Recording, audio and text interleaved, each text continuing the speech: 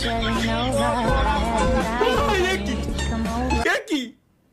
শ্বেতবঙ্গে এত বড় একটা স্ক্রিন দেখতেছি আমি। ওয়েলকাম গাইস, ওয়েলকাম, স্বাগতম তোমাদেরকে আরো একটি নতুন চুদলিং পং ভিডিওতে। গাইস আজকে আমরা দেখতে চলেছি ফ্রি ফায়ার ইউটিউবারদের স্ক্যারিয়েস্ট মোমেন্ট বা ভয়পাওয়ার মুহূর্ত। মানে যারা প্রতিনিয়ত তাদের ভিডিওর মাধ্যমে আমাদেরকে এন্টারটেইন করে, তারা যখন লাইভের মধ্যে বা ভূতের গেম খেলতে গিয়ে ভয় পায়, তখন তাদের রিয়াকশন কেমন হয় সেটাই আজকের এই ভিডিওতে আমি তোমাদেরকে দেখাবো। তবে এইগুলো তাদের কাছে ভয় পাওয়ার মুহূর্ত হলেও আমাদের কাছে হাস্যকর মুহূর্ত থেকে কম কিছু না। যাই হোক গাইস, আশা করি তোমাদের কাছে এই ভিডিওটা একটু হলেও ভালো লাগবে। So let's start. Number 5, mister ত্রিপোলার। তাকে তো তোমরা সকলেই চেনো, বাংলাদেশের সবথেকে বড় গেমিং ইউটিউবার। একদিন সে দ্য লস্ট ফেয়ার নামের একটা ভূতের গেম খেলতেছিল এবং মজার বিষয়ে গেমটা মেক করছে 13 বছর বয়সী একটা বাচ্চা, যার নাম ভাস্কো। আর আমার জানা মতে এই গেমটা অনেক বেশি ভয়ঙ্কর। মানে গেমের মধ্যে তোমার সামনে হুটহাট করে ভয়ঙ্কর কিছু চলে আসবে, যেগুলো দেখে যে কেউ ভয় পেতে বাধ্য। আর এই হরর গেমটা খেলতে গিয়ে ত্রিপোলার ভাইয়ের অবস্থা একদম খারাপ হয়ে যায়। ভয়ানক একটা এলাকা ভাই। গাইস তোমাদেরকে যদি কেউকে এইখানে ছাইরা দেয়, আমি সামনের দিকে যাইতে থাকি। আরো একটা দরজা পেয়ে গেছি। আমি কি চলে যেতে পারবো না? আমি কি ও না, আমি আর জীবনে খেলবই না ভাই। এই হরর গেম ভাই খেলা উচিত না ভাই, কোনো ধরনের। আমি খেলবো না ভাই। কি দেখলে গাইস ভাবা যায় এই গেমটা নাকি 13 বছরের একটা বাচ্চা মেক করছে। কি লেভেলের ভয়ঙ্কর একটা গেম। আর এই গেমটা খেলতে গিয়ে ভয় পেয়ে ত্রিপোলার ভাইয়ের অবস্থা কেমন হয়েছিল তা তো তোমরা ভিডিওতেই দেখতে পেলে। তোমাদের মধ্যে কেউ কি এই গেমটা খেলছিলে তা চাইলে কমেন্ট করে জানিয়ে যেতে পারো। নাম্বার 4, বাংলাদেশের অন্যতম জনপ্রিয় ইউটিউবার ইটস কাব্য। একদিন সে আমেন্টি নামের একটা হরর গেম খেলতেছিল, যেখানে পিরামিডের মধ্যে গিয়ে বিভিন্ন জায়গার ফটো ক্লিক করতে হয় এবং একটা স্ট্যাচুর ছবি তোলার পর কাব্য ভাইয়ের সাথে যা হয়। এটা কেডা? Wow, very beautiful. হ্যাঁ, খুব সুন্দর লাগছে তোমাকে চাচা। সে জি ভাই, ইনভাইট।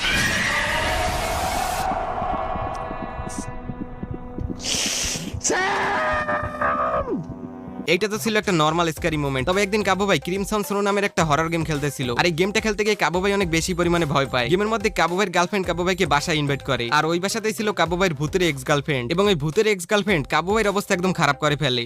এর নিচ দিয়ে ঢুকতে হবে, আমার আর কোনো রাস্তা নাই। আল্লাহ, আমি এখান থেকে পালাইতে পারলে একবার হয় আমি এই বাড়ি পারমাণবিক বোমা দিয়ে উড়ায় দিব। You don't no.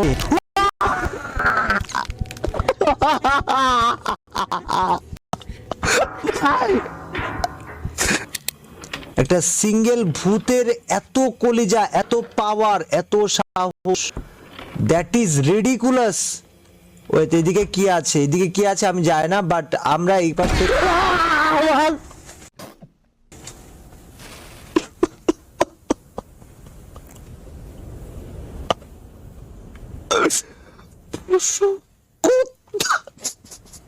মানে কিছু কিছু জায়গায় কাবু ভাই সিরিয়াসলি অনেক বেশি ভয় পাইছিল, যা তোমরা তার রিয়াকশন দেখে হয়তো বা বুঝতে পারছো। নাম্বার 3, টোটাল গেমিং বা আজ্জু ভাই। সে একদিন একটা ভূতের গেম খেলতেছিল, যার নাম থেকো আইল্যান্ড। গেমের মধ্যে আজ্জু ভাইয়ের ওয়াইফকে কিডন্যাপ করে একটা দ্বীপের মধ্যে রাখা হয় এবং আজ্জু ভাই যখন তার ওয়াইফকে বাঁচাতে ওই দ্বীপের মধ্যে যায়, তখন তার সাথে এমন কিছু ঘটে যার জন্য সে একদমই প্রস্তুত ছিল না। हमारे साथ प्ले करेगी, समझा? मैं डेवलपर, अब तू देख मैं क्या करता हूँ। अभी बता दे भाई, अभी बता दे। चलो भाइयों, यहाँ से हम ऊपर जाएंगे। देखा, हमारे पास सब रास्ते हैं मेरे लाल, मेरे शेर, मेरे काले। देख अब मैं क्या करता हूँ भाई, देख डेवलपर तेरे और मैं...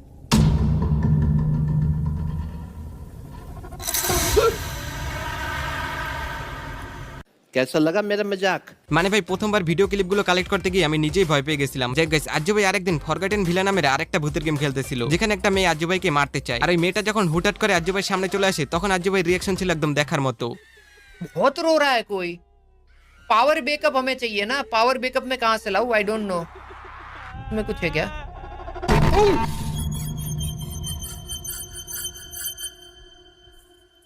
अद्भुत है भाई ये तो,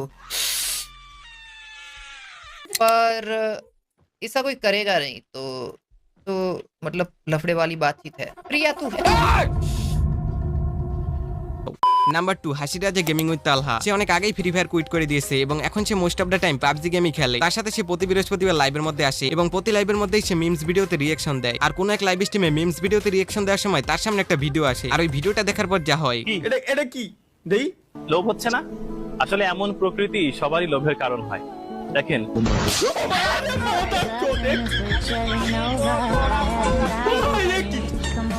কি শ্বেতাভাঙ্গা এত বড় একটা স্ক্রিন দেখতেছি আমি, এরা কি ভাই এগের এগের কি ব্রেন না, এরা কি ভাই এগের কি কব স্বপ্ন এই বল সাজানোর না আসে আমার শ্যাডোমেটা কাইপে উঠছে ভাই, তুমি বুঝতে পারতেছো? ঠিক এর পরের লাইভ স্ট্রিমেই আরেক লিজেন্ড এরকম আরো একটা ভিডিও দেয়। সাপের ডিম। अरे ताला भाई হ্যাঁ कैसे हो? আলহামদুলিল্লাহ।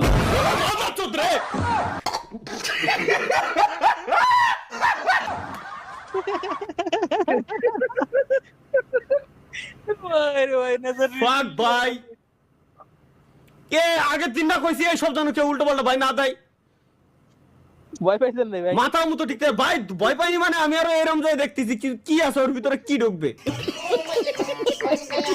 যাই গাইস, এরপর তালাবাই একদিন একটা হরর গেম খেলতেছিল যার নাম ডোন্ট স্ক্রিম, মানে চিৎকার করো না। আর এই গেমটা যে কি লেভেলের ভয়ঙ্কর, গেমের মধ্যে তোমার সামনে হুটহাট করে ভয়ানক কিছু চলে আসবে এবং তুমি যদি কোনোভাবে ভয় পেয়ে চিৎকার করো তাহলে তোমাকে ওইখানে এলিমিনেটেড করে দেওয়া হবে। আর এই গেমটা খেলতে গিয়ে কিছু কিছু জায়গায় তালাবাই যে লেভেলের ভয় পায়।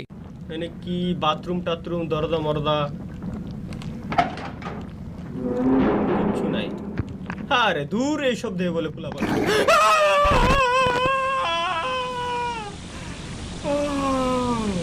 और अभी तो रुको। এর ভিতরে ঢোয়া জায়গা আছে, এর ভিতরে ঢুইকেও আমি ধ্যাতে এরি, ঠিক আছে? এটা কি ছেলে ভাই? হ্যাঁ আসলেই ভাই গেমটা খেলতে গিয়ে ভয় পেয়ে তালাবের অবস্থা একদম খারাপ হয়ে গেছিল, যা তোমরা তার রিয়াকশন দেখেই হয়তোবা বুঝতে পারছো। হবে না কেন, এই গেমটা যে লেভেলের ভয়ঙ্কর যে কেউ এই গেমটা খেলতে গেলে ভয় পেয়ে একদম অবস্থা খারাপ হয়ে যাবে। যাই গাইস, নাম্বার 1 ক্যারিমিনাটি। যদিও সে একজন ফ্রি ফায়ার ইউটিউবার না, তবে সে যে গেমই খেলুক না কেন সব জায়গাতেই তার রিয়াকশন একদম মাথা নষ্ট। যেমন একদিন সে লাইভের মধ্যে একটা হরর গেম খেলতেছিল যার নাম হোম সুইট হোম। আর এই গেমটার মধ্যে কিছু কিছু জায়গায় তার সাথে যা ঘটে